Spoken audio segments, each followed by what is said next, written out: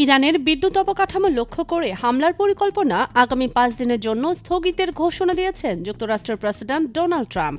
গত শনিবার তিনি হুমকি দেন, আগামী ৪৮ ঘণ্টার মধ্যে ইরানকে হরমুজ প্রণালী খুলে দিতে হবে, নয়তো তাদের সেনারা ইরানের বিদ্যুৎ কেন্দ্র লক্ষ্য করে হামলা শুরু করবে। তবে সোমবার ৪৮ ঘণ্টার আলটিমেটাম শেষ হওয়ার আগেই ট্রাম্প ঘোষণা দেন ৫ দিনের জন্য তিনি এই পরিকল্পনা স্থগিত করেছেন।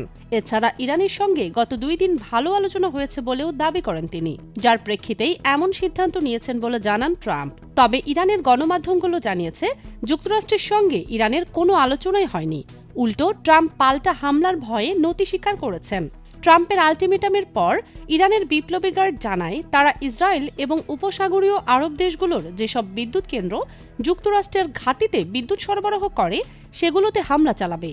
তাদের এই হুমকির পর আরব দেশগুলো ব্যাপক কূটনৈতিক তৎপরতা শুরু করে।